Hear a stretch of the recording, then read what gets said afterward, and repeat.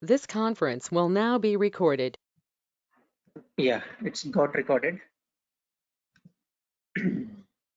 It's getting recorded now. So to get a job on a .NET, so we need to learn .NET framework, programming language, and one of the web technology. So the current market is on web API. So if we get MVC, we can learn web API easily. So, but for the basic web technology is ASP.NET on a .NET framework. So if you know the ASP.NET, you can learn MVC, or you can directly learn MVC also. So if you know MVC, Web API is simple. Like in two to three sessions, you can easily learn Web API if you know MVC. Okay. So we need few of the scripting languages to be master at front-end technologies like single page applications or multi-page applications. We said web application, right? Websites, developing websites. For that, the trend is now on Angular and React. If you know Angular or React, then you will be definitely hired if you have a bit of communication skills. Uh, like so, Angular is developed by Google and by using Microsoft's TypeScript as said yesterday. So if you want to learn it, once you get the idea of all these basic things, you can go to Angular as well, because you need to have basic idea of web technologies, like what is web page, how it works, and all those things. If you know the basics, then you can go to Angular. And we need a basics of HTML, JavaScript, or jQuery to develop the web pages. So we will cover it in one or two sessions, the basics of HTML and JavaScript and jQuery. Then if you're going to develop some application like some banking related application or any market related application or healthcare related application, so you need definitely you need to store the data and retrieve the data. For that, we need to have a SQL server database or some DBMS system. So from where we fetch the data, we store the data. For that, to access the data and display to the user, there is a mediator called data access layer. So we use in .NET with MVC or ASP.NET. With the .NET technologies, we will have some entity framework and link concepts. We'll check them. If you get time, you can have a look on that. Like other things that are required, these are the things like one of the more major thing is like version control. You have to know. This is for accessing the code and committing the code and creating branches from the repositories and all these things. You need to learn the regular expressions going forward. And to become a good developer, as we said yesterday, we need debugging skills, and you should test the functionality whatever you develop. So the unit testing plays a major role in your development life cycle, right? So this is our life as a developer. So we develop client server applications.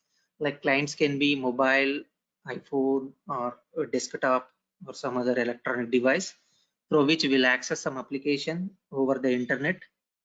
Internet will like the application will fetch the data from the server from a database, and it will send like HTTP request and response model we talked about yesterday.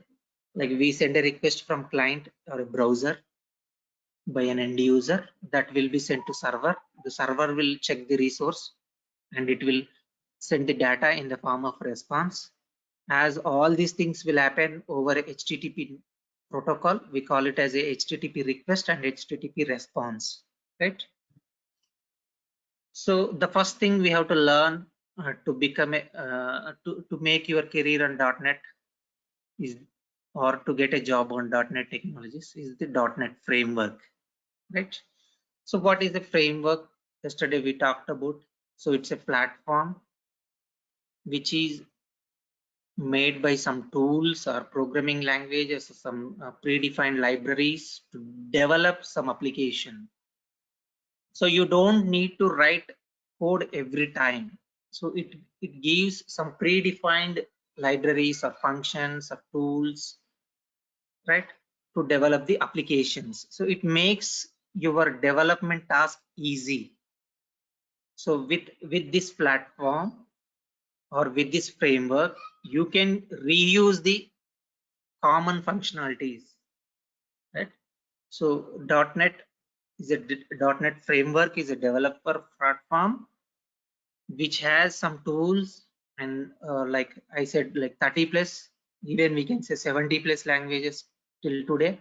.NET framework supports 70 plus languages, and there are some predefined libraries to build different types of applications. So what kind of applications we can develop using .NET? Like console applications, which will run through some command prompt. Windows applications like MS Excel, MS Word, Paint, such kind of applications. Windows GUI based applications. Next, web applications like websites. Like this, we can develop different types of application, other different types, like web services. You can consume from any other source. Web APIs. You can consume the same API call from mobile or desktop or laptop or other some PDA devices. Such kind of applications we develop, right? So .NET framework is free. Framework is free, open source, and it's cross platform development for building all these kinds of applications. So what is mean by open source?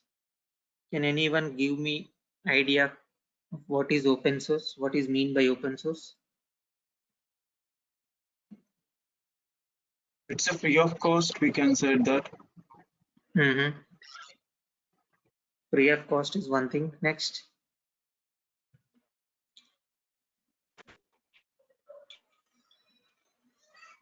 Like it's free of cost is one thing. The code is available to modify. That is another thing, right? Open source is like, so it's free of cost. Anybody can use, and you can modify the code according to your need, or you can enhance it. That is open source. So Linux is an operating system which is of open source, whereas Windows is a proprietary of Microsoft. So we cannot modify the Microsoft Windows operating system, whereas Linux you can modify or you can use it for free. Whereas this Microsoft will have a license, will have a product key, right? Like that. So we need to buy it to use it, right? What is mean by cross platform? Anyone have idea? Cross platform?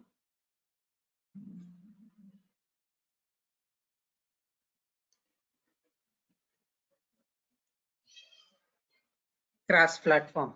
Anyone have idea? I take it as no. Okay. So cross platform. So what does it mean? Platform means combination of CPU and operating system. Suppose I can use 32-bit operating system or 64-bit operating 64 or 62. 32, 64, I guess. Yeah. So it can be a processor or CPU architecture and operating system. So we call it as a platform. I see one response, able to be used on, just a second, able to be used on different types of computers or with different software packages. Yes, we can say somewhat. It's a related answer. So cross platform is like you can whatever the application you developed can be deployed on any type of operating system like Windows or Linux or Mac OS or Unix or Solaris. So whatever the code you developed, if it can be deployed on any of the operating system or any of the server, so we can say it's a platform independent, or it supports cross platform.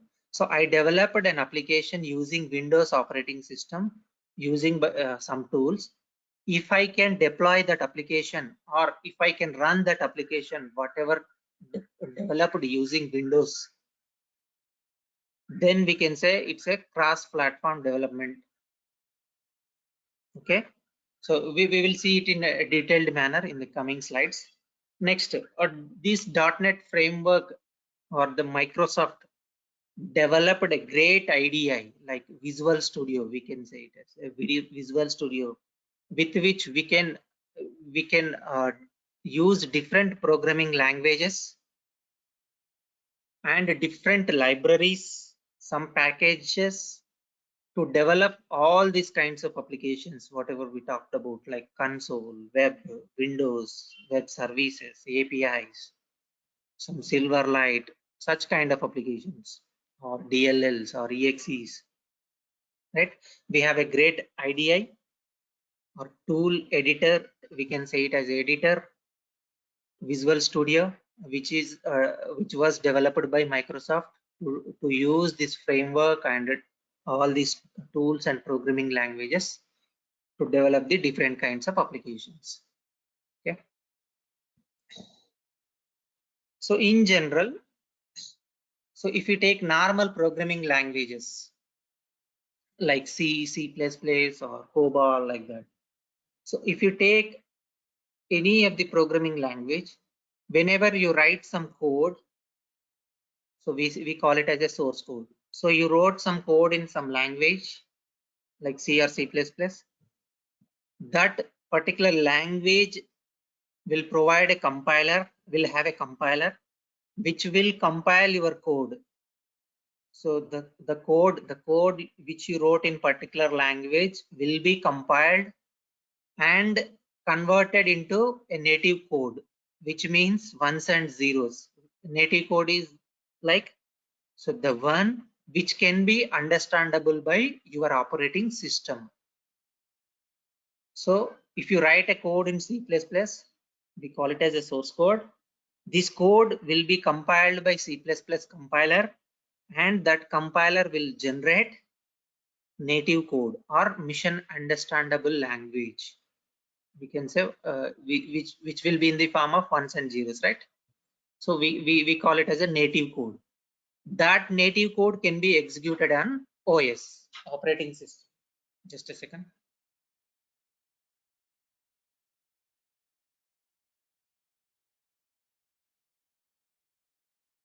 So if you take any language, so every language will have a compiler. That compiler will convert your code into mission understandable code. That code can be executed on OS. Okay. So what is mean by compilation? Anyone have idea?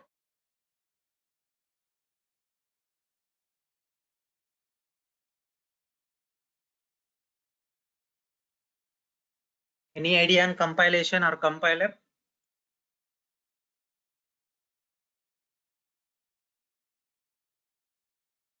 By seeing the diagram itself, you can answer it. Convert the binary code, source code into binary code. Yes. So while converting, what are all it checks? Like compiler will check what kind of data types you have used, whether you have used it properly or not, like that. So if you are using a class or interface, you might have an idea of all these things, right? So whether you are using them properly as designed. Like if you are defining integer a equal to 10, and if you are trying to assign a equal to hello, a string, so it will throw an error, right? So it checks whether proper data types used or not. Whether suppose if you are defining an interface, are you trying to create an object or not? So it checks all those things. If you are doing something wrong, so it will throw you an error. Like Vidya answered, yes, it checks for the syntaxes. Yes, it checks for the errors, whether you are doing anything wrong, right? So that is compiler. So it will compile the source code into native code, which can be executed on OS. Okay. Next. So as we discussed, cross-platform. So platform is the combination of processor and CPU architecture. Okay, so platform means it's a combination of CPU architecture and operating system architecture or operating system, right? So if you develop a code, or if you write a code that has you have written a code that has been converted by a language compiler, and if that suppose if you take Windows operating system and some 32-bit operating system, right? Windows and 32-bit processor or some microcontroller or microprocessor. You might have studied about this processor or CPU architecture, right? So let's take 32-bit operating system of Windows. You wrote code on Windows and you compiled it and you have got native code. If that can be deployed on different operating system like Linux, then we can say it's platform independent. It is not dependent on platform. If you write a code on some platform, and if you are trying to deploy or run that code on a different platform, then we say it as a platform independent. The code is platform independent. If you write code in one platform and if it can only run on the same platform, then we say it as a platform dependency, right? So this is called this concept is called like cross platform. So the platform is the combination of CPU and operating system. If you write code on some platform and if the same can be run on a different platform, then we say it as a platform independency. If it runs only on where it got developed, then we call it as a platform independency. No, dependency. Okay, just a second. Yeah. Next, so you might have studied Java in your college days, right? So how the code execution happens in Java? Let's see into this, then we'll jump onto our .NET execution. So when you write some code in Java, we call it as a Java source code. So Java language compiler will compile your code into bytecode. This bytecode is platform independent. You can run it on any platform, right? So this bytecode will again sorry, this bytecode can be executed on any machine using a system called JVM. So this Java virtual machine, so it's not a operating system, rather it's a tool or some software package, we can say, right? So this was developed by Sun company. So if you want to run this bytecode, which is a platform independent on any operating system, you need to have specific JVM for that platform, right? That JVM will run or will change your bytecode into native code. So there are two things here. So if you take common programming languages, the source code is directly converted into native code. But in Java, we see like Java source code is compiled by Java language compiler into bytecode, which is an intermediary code, which is a platform independent, and this bytecode can be run by JVM on any operating system of that particular platform, and that JVM will convert your bytecode into native code or binary code, right?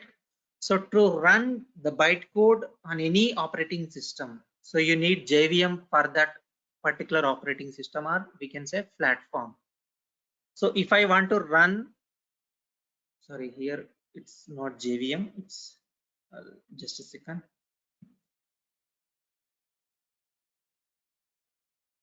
So this is actually bytecode. I mistakenly typed here JVM. So it's a bytecode. If you want to write, but if you want to run this bytecode on any operating system, you need JVM for that operating system. Like if I want to run the bytecode on Windows, I need to have JVM for Windows. It's a package or software tool or some component which will be installed when you install Java, right? So if you want to run it on Linux, you need JVM for Linux. In the same manner, Unix, Mac OS, Unix operating system or Mac OS, we need JVM for that. So what will JVM will do? It will convert bytecode into your operating system understandable native code. Okay. In the same manner, if you take .NET, so what will happen in .NET? So if you write code in C#, the C# compiler will compile your code and it will generate some intermediary code. We can say common intermediary language, or we can say it as a MSIL, Microsoft Intermediate Language, right? So if you write this .NET source code in C# code, C# compiler will compile the code into intermediary code. If you write in J#, the J# compiler will use. If you write in Visual Basic compiler will generate some intermediary language code. So we call it as MSIL, Microsoft Intermediate Language. So this can only be understandable by Microsoft .NET Framework. Now, this Microsoft Intermediate Language code along with some metadata, like as I said, so Microsoft supports multiple languages. So each language will have its own compiler, and each the particular if you write source code in particular language, that particular compiler will compile the code and generate some intermediary code along with some metadata. What is mean by metadata? Have you studied anywhere? Anyone have idea about metadata?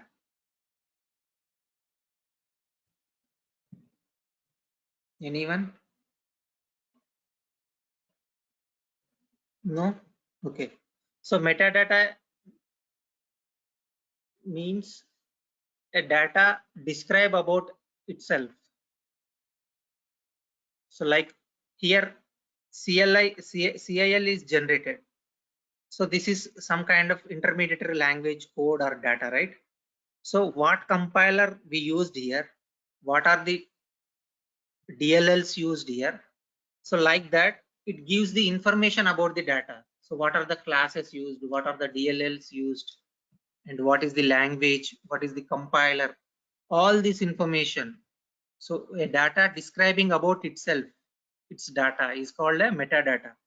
So this MSIL plus metadata will be used by common language runtime. So like JVM in Java, in .NET Framework, we have CLR, Common Language Runtime. So this is source code and this is compiler. Compiler compiles your source code into mission understandable or .NET Framework understandable intermediary language. We call it as MSIL or CIL, Common Intermediate Language. Then this will be converted to machine code using Common Language Runtime, CLR. So the .NET Framework has a intermediary package or tool or component, which we call it as a CLR. CLR will convert your MSIL code into machine understandable code. Okay. So we said like .NET is a open source and cross platform. So when we talk about .NET Framework is designed only for Windows. Only .NET Framework can be in the initial days, I can say it. So it is only designed to run on Windows operating system. So the MSIL or CIL, whichever is generated with the .NET Framework on Windows operating system, it can convert into native code. But if I want to run that code on Linux or Mac OS, it won't support because .NET Framework is designed for Windows. So There are some other companies or .NET later it acquired that. So developed a framework called Mono framework. This Mono framework will run your MSIL code on any operating system. Like JVM for each operating system, we'll have Mono for each operating system to run it on a different operating system or platform. So to run MSIL code on Windows framework, we can use .NET framework or Mono framework. To run our MSIL on particular or to convert it into native code on a Linux operating system, we use Mono framework. To run on Mac OS, we use Mono framework. Now Microsoft made it fully cross-platform using .NET Core. The new concept is .NET Core. It is open source and it is cross-platform. You can take that whatever the MSIL is generated and you can convert it into native code. That is .NET Core, the new concept which you can refer in MSD and documents. So .NET framework is only for Windows. If you want to run on any operating system or any platform, we use Mono framework. Now we have .NET Core, which can run on any operating system. Now it's replaced or it's enhanced Mono framework and developed .NET Core. So you can refer for that if you want more information on that. Right. So hope everything is clear till now. Any doubts? Like in normal programming languages, we use language compiler to generate the machine understandable code. That code will run directly on OS. When it comes to Java, it will convert the Java language compiler will convert into bytecode. That code will be used by JVM, and then JVM will convert that code into native code. Right? We need to have JVM for each operating system or platform to convert your bytecode into native code. When it comes to .NET, you can write code in any of the programming language it supports. As I said, we'll have 70 plus languages .NET framework supports. You write your code or source code in one of the particular language supported by .NET framework. That particular language compiler will compile your code and generates an intermediary language code.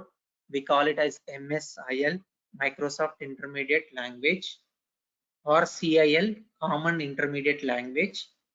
Then the CLR, the Common Language Runtime, will convert your Microsoft Intermediate Language code into machine code, machine understandable code. Here CLR will have some features like automatic memory management, exception handling, and security. It provides some features. So CLR will provide language interoperability, common data type system, exception handling, code access, security. All these features it will provide to the MSIL code, and that code will be converted to machine code. So we talk about that CLR functions in the coming slides. So you write code in particular language. That particular language compiler will compile your code into MSIL code, intermediary code we can say. Then CLR, which is a component provided by .NET framework, will convert your intermediate code into machine code. Is that clear? Naga Pavani Ande. Okay. I hope it is clear to you now.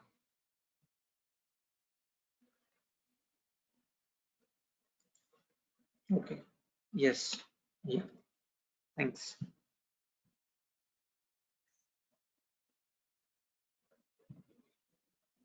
So as we said, we need each framework, or we need a framework to run it on a different operating systems or platforms. So to run MSIL on .NET on Windows, we need .NET framework. To run on Linux, we need Mono framework. So like we even have one thing to add here. Like if I want to run my code on mobile Android or iPhone, if I want to run my code, MSIL code on particular mobile operating system, then we have Mono framework also, or we call it as a Xamarin. Xamarin or Mono framework, which will run the code which you wrote in .NET supporting languages on that particular mobile operating system. So we have Xamarin framework. Next. So the one which we saw is overview of architecture. So when it comes to development of applications with the .NET framework, we can say this is the main architecture. Like, so we'll have a tool which we call it as a Visual Studio. Visual Studio is the tool to develop different types of applications using .NET framework. This is one of the part of framework, we can say. The next type of language you use, we can divide this into four. Actually, we can divide this framework into 4 layers. One is type of language that you are going to use to develop, then type of application you are going to develop, then the base class libraries, then common language runtime, CLR, then operating system. So we use different kinds of languages. We develop different kinds of applications. We will have some common libraries. All these will run with the help of CLR, and CLR will convert that code to run on any operating system, right? So this is the like overall architecture of this .NET framework. Like we can develop ASP.NET, we can use ASP.NET to develop web forms, web pages, single page applications, MVC, then Windows desktop apps by using Windows Forms. We use ADO.NET to access the data, to retrieve and store the data. We use Entity Framework, we use Link, like that. Then we have WCF services, ASP.NET Web API, Signaler for notifications, then Windows Foundation for some graphical interfaces, I guess, like this. Then some layer like base class libraries for each language. Like if you develop code in C#, if you write it code in VB.NET, we'll have each language will have some base class libraries, and there are some features they provide, like extensibility framework, dynamic language runtime, portable class library. You can refer all these things. As we discussed, common language runtime will convert your MSIL code into mission understandable native code that can run on particular operating system. So this is the baseline of the architecture. So we can divide it into 4 layers. First layer is type of application or type of language, type of application, base class library, then common language runtime. Okay. Next thing, what are the components of this .NET architecture or framework? So the majorly we see 2 things here, CLR, then framework class libraries, or we call it as a base class libraries. So the first thing is language, then type of application we are going to develop. These are the basic things we do with the .NET framework. But to develop and to use particular language, we need 2 components. One is base class library or framework class libraries, then CLR. So what CLR will do, we can discuss. So CLR will have 4 types of features. It provides us the 4 types of features, like CLS, common language specification. Common language specification. Next thing, CTS, common type system. Common type system. GC, garbage collection, JIT compiler, just-in-time compiler. So these are the 4 features or components that a framework gives us from a CLR, common language specification. As we discussed, like here. So .NET supports different kinds of languages, right? So you can code in any language. That code will be compiled to particular common intermediate language. So to convert the code that you wrote in your particular language to common language, so we'll have common language specification that is defined by the framework. So in order, suppose you developed some programming language, if you want to run it on a .NET framework, then .NET framework defines some common language specifications. If your programming language supports those specifications, we can say it as a .NET framework language, or your language will support on .NET framework. So here comes 2 things like managed code and unmanaged code. What does it mean? Like CLS is responsible to provide language interoperability, which means like, so you wrote code in C# and some other, like in one application you wrote code in C# and some other application or some other module wrote in F#. So to interact these 2 applications by .NET framework, if both are so you develop 2 applications, if both are able to communicate, we can say it as a language interoperability. So both the language codes are able to communicate with each other. So interoperable, language interoperable, from one language, the code which is written in one language is able to communicate with the code written in different language. Both are language interoperable, which means like providing code execution support that has been written in different programming language is known as a language interoperability. So you wrote code in one language and you are using some package or module inside your programming language, and the code that is written in different language is able to communicate with your language code. We can say it as a language interoperability.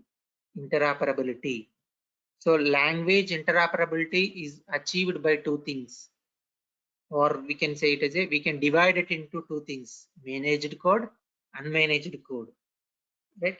So what is mean by managed? This is one of the interview question, like what is the difference between managed code and unmanaged code?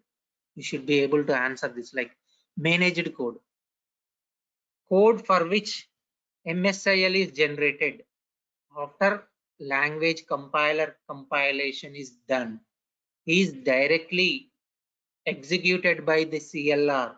Then we can say it as a managed code. I think I have some chat message.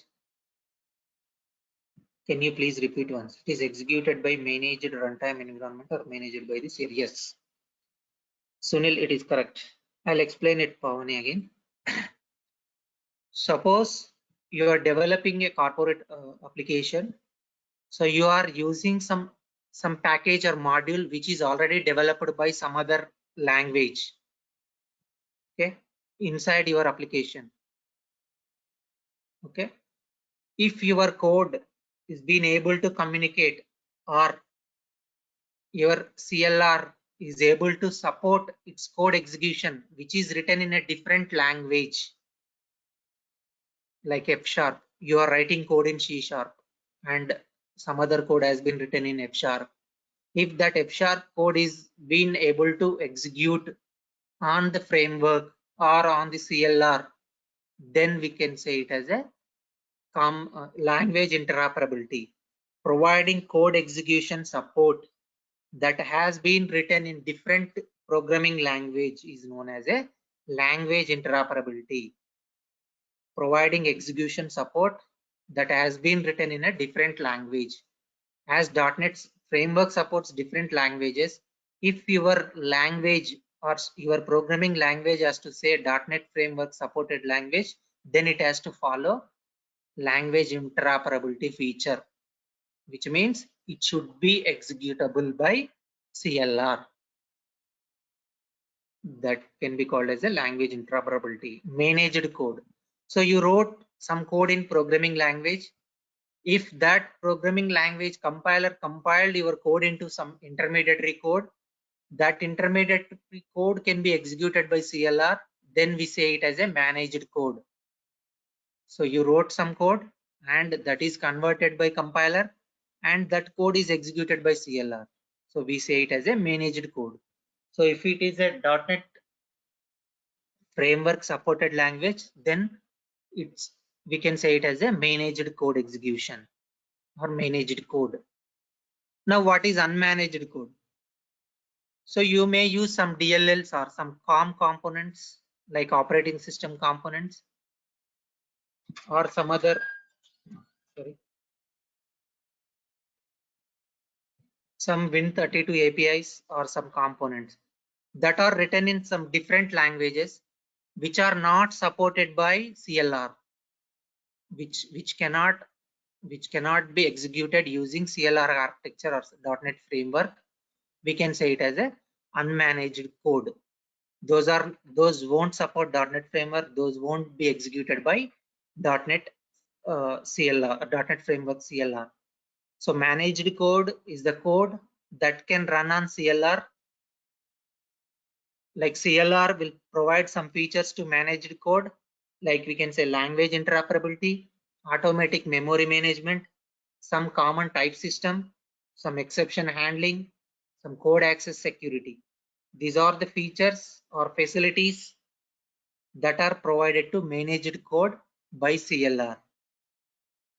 Okay, you can note it down if required. Language interoperability, automatic memory management, common data type system, exception handling, code access security. These are the features that will be provided to managed code, whereas unmanaged code cannot be executed by CLR directly. Rather, it will be executed by OS, operating system. CLR or .NET framework won't execute any unmanaged code. That will be directly executed by operating system. That can be called as unmanaged code. For unmanaged code, CLR won't provide all these features like automatic memory management or security or exception handling. It won't provide. That operating system will only, sorry, some question from Pavani. What is that code not executed by .NET? Like Windows APIs, there will be some Windows APIs. Like if you want to use, if you want to install some package, right? Windows installer will have some coding, right? Like that, some Win32 APIs to access your camera, to access your microphone, or some operating system features, installation framework. Like that, we will have some Windows APIs, Win32 APIs, we call it as some components, some third-party modules. These are not executed by CLR. We call it as a unmanaged code. Whatever developed using .NET framework or .NET supported language that can be executed by CLR is managed code. So we mostly work on managed code. Sometimes we may use unmanaged code like Win32 APIs or some COM components. That is very rare. Okay. Next, CTS, common type system. Like as we said, Microsoft .NET framework supports different languages. Each language will have its own data types. Okay, like in C#, you write it as an integer a equal to 10. when it comes to Visual Basic, VB.NET, dim, we call it as a dim a as integer. We define in a different manner. If you go to F#, we'll have some different way of writing code or way of defining the types. So each language will have its own types. Okay, so those types, like if they have to be executed on our, just a second, I'll go back to previous slide.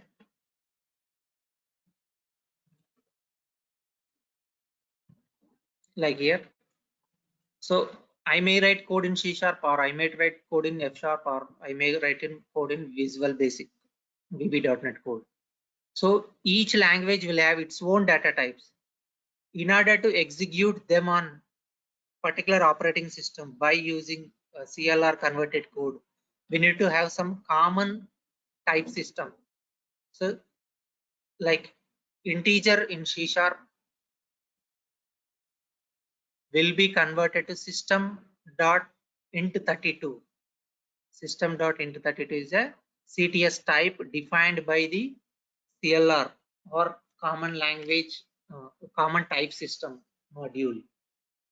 Okay, so each language will have its own data types. In order to execute them on .NET framework using CLR, will have common type system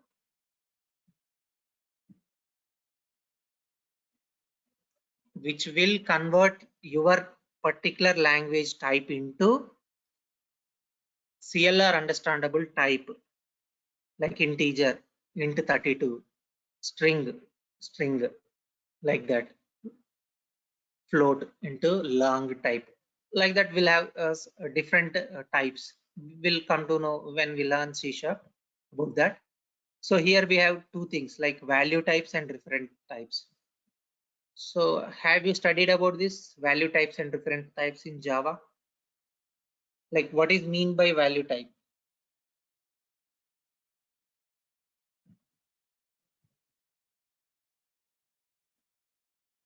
Value type. Just a second, I see some reply here. Buffer overflow. Buffer overflow, can you explain? Did we cover that? We can talk about that later. Buffer overflow.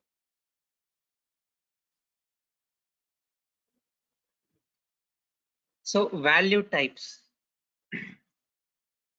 So a data type, as we said, different applications will support, will have different types of data. So each data type will be converted by language compiler into a data type that was supported by CLR. Then if a data is directly stores its value, a type where its value is directly stored in the memory, then we can say it as a value type. Okay, value types will store the value, the data types which store the data directly into memory locations is called as a value types. A data type for which we store the data directly into memory locations is known as a value type. The next, reference type. The data types which do not store the data directly into their memory locations, rather they will refer other memory locations known as a reference types. So value types, the data types that will store the value of that particular type into memory location, we call it as a value type.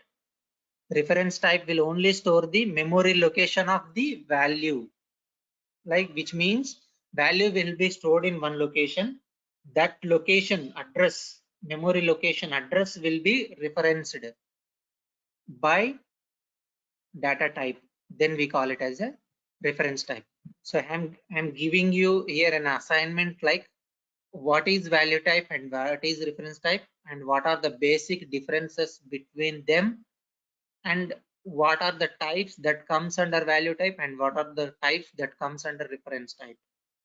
You can Google it and find the answers, and you can send me in WhatsApp if you are able to find any differences and what are the differences and what types comes, what data types comes under value type and what data types comes under reference type. Okay, so this is an assignment for you and it's an interview question. First interview question is what I said, like managed code and managed code. Then next is value type and reference types. Even they will ask about CLR, CLS and all those things. You can refer once, but these are the major questions that will be asked, especially for the freshers. Okay. Next, garbage collection. So you might have idea about memory management. Like when you create some variable, so when the system should assign some memory for it to store the value. To execute your code, it needs some memory. The memory allocation and deallocation, whenever it is not in use, it has to deallocate. Memory allocation will be done by this garbage collector. It will like .NET framework or CLR will provide automatic memory management. Automatic, you no need to write any code to allocate and deallocate the memory. Okay, garbage collector is responsible to provide the feature called automatic memory management. So it will allocate the memory. When it is not in use, it will deallocate the memory. So this process is called as a automatic memory management. Okay, we don't write any code, so it will automatically allocate and disallocate the memory. That will be done.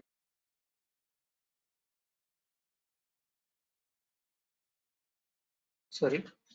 So garbage collector will handle that part. Next thing, JIT compiler. So what is JIT compiler?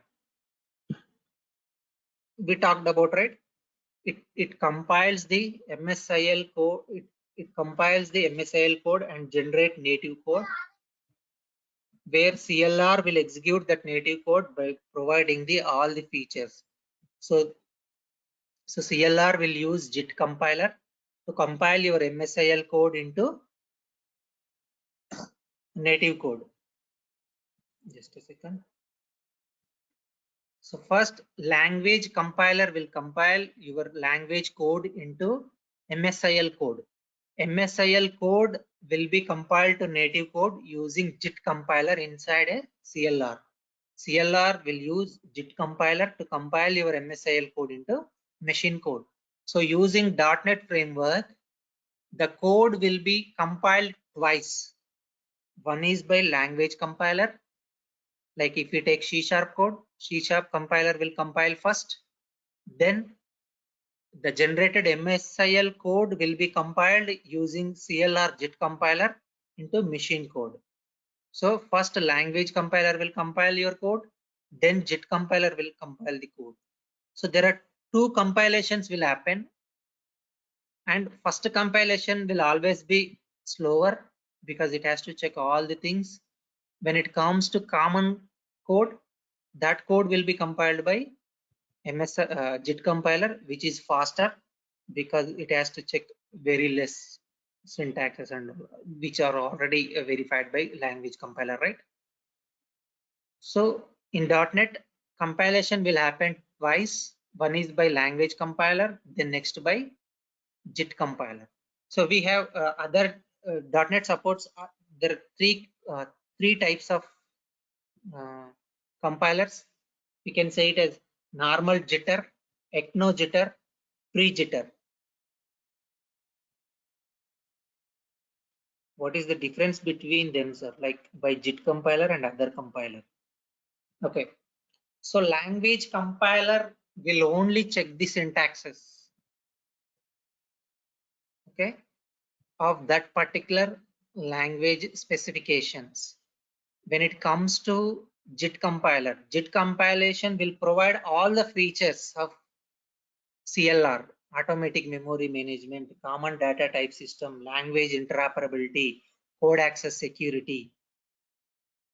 These all facilities will be provided by compiler, which means CLR. Inside CLR, this is a compiler, right? So compiler will stay inside CLR and it provides those features. So from machine intermediate language code to native code, JIT compiler. From language code to MSIL, as I showed you here. Here, C# code to MSIL code, C# code to MSIL code, C# compiler will come into place. MSIL code into native code, MSIL code into native code, CLR JIT compiler will come. We have three types of compilers: normal jitter, ECNO jitter, pre-jitter. So you can explore them if you want. Okay. So first, .NET source code will be compiled by language compiler into MSIL code. MSIL code will be compiled into native code using JIT compiler. Okay. So these are the four features that will be provided by CLR. Common language specification. Like if you take any programming language, if it has to execute on CLR, then it has to follow some specifications defined by CLR. There comes managed code and unmanaged code. We can say if the code which you written in one of the programming language can be executed on CLR, then we call it as a managed code. If it is not executed, then we call it as a unmanaged code. Value types and reference types, common type system. So you write code in one language, so it will have its own types. Then that can be converted into CLR understandable or .NET framework understandable type, that we call as a common type system. Okay, here comes two things like value types and reference types. Next, garbage collection, automatic memory management. So process of allocating memory and deallocating memory, which will happen automatically by the framework, which we call it as automatic memory management. The allocation and deallocation will be performed by garbage collection process. Next, compiler, JIT compiler. JIT compiler will compile your MSIL code into native code. Next, framework class level. I think, are we clear here about the CLR features? Today's session will be more of like theoretic only, because it's a framework. We need to understand the basic concepts of it. So if you are good at this, you can, if you get the idea of this, then only you can learn it better. So just after your session, just read it once, so that you will have idea of what is happening when you run the code on .NET framework. Okay. So from tomorrow, we will directly jump on to C# code. So where we directly write the code and we'll see the response. For now, for today, we will only see like complete theory of framework only. Right? Yeah. I'm going to explain FCL now. So FCL framework class libraries. So .NET frameworks provide some class libraries to run to develop the applications in any of the language. Those are defined by framework. So that's why we call them as base class libraries or framework class libraries. Suppose you will get some file with some stream of strings. Okay, you want to divide that string, and you want to find some text, some word in that string or stream of string. Like you received one file from server and you want to check whether particular field is present in that particular word is present in the stream of stream of text, you need some function, string function, like index of, or you want to copy some value or some string, right, into another variable or some string. We need some function. So all these predefined classes or predefined methods or predefined libraries are defined by .NET Framework. We call them as a framework class library. So like I just gave an example of string, just a string. There will be some string functions, copy, clone, index of, reverse, like this. All these are defined by framework. These are predefined functions which are provided to us to develop some different applications, right? So like we will have library or some namespace, then we'll have some class, then we'll have some predefined functions, then we'll have code, right? To write the code, we sometimes use predefined functions. That predefined functions are defined in some class. That class will come under some namespace. We will see it in a detail. Okay. So for now, framework class library is a library which are defined by the framework to reuse the basic features. Okay. So even you can write your own class library that we call as a user defined class libraries. Base class libraries are provided by framework. You can define your own class libraries. We can call them as a user defined class libraries. So we will look into them when we start C#. So what are the base class libraries available, how we use them. For now, you can just remember, like we will have just take an example string.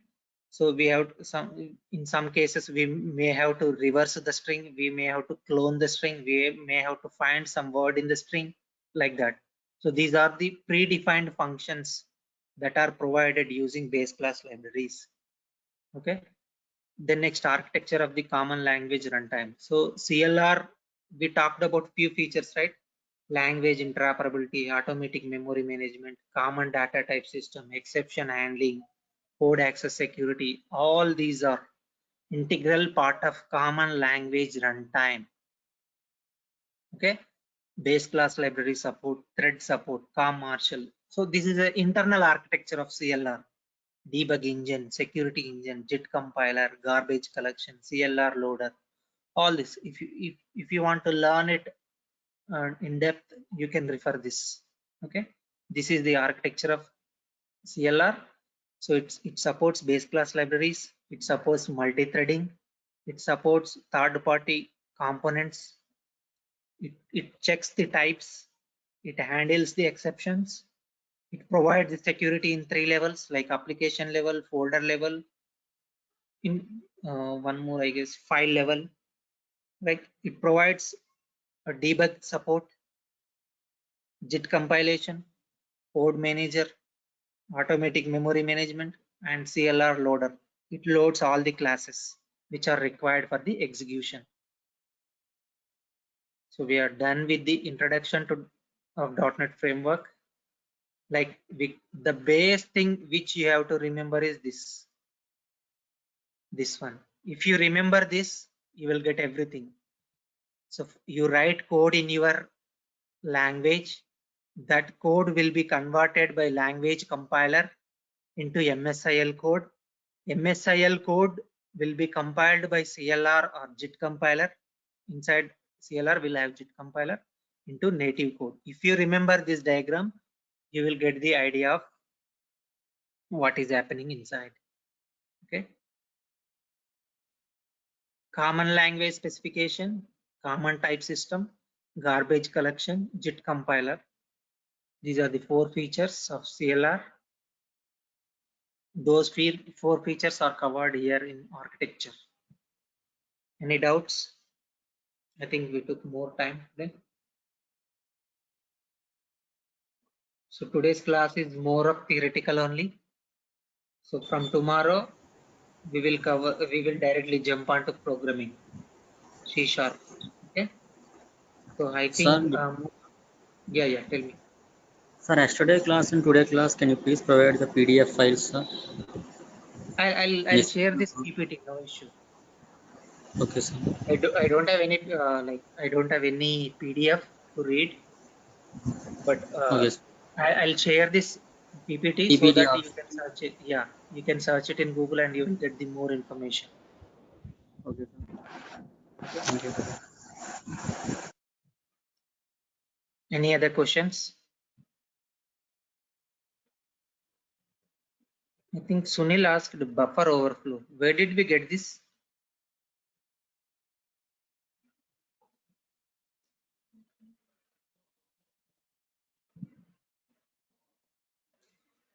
We can say it is managed and unmanaged. We can use this difference between both.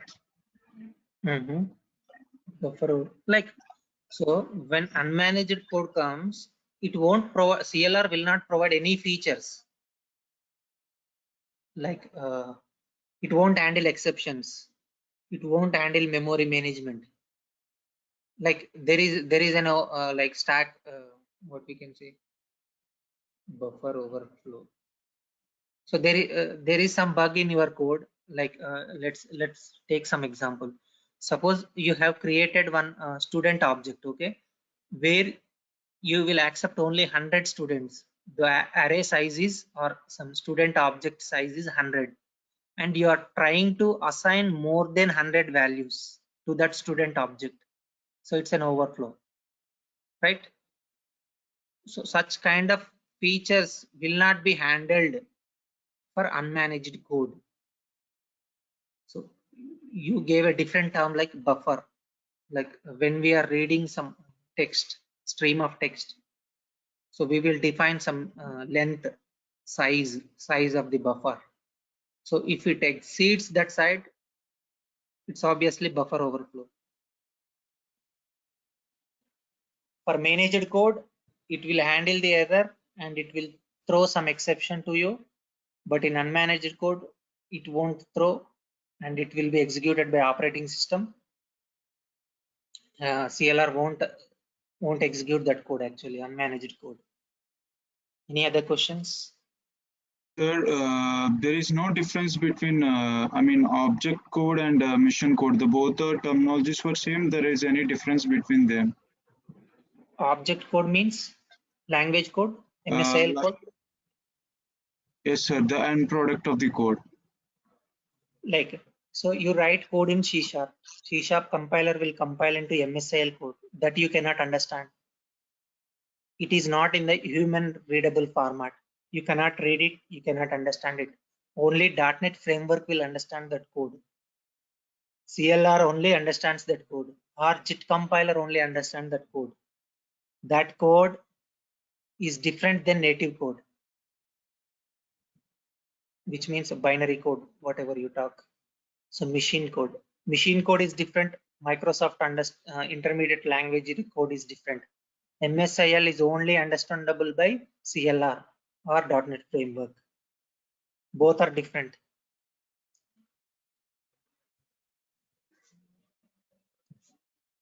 Any other doubts?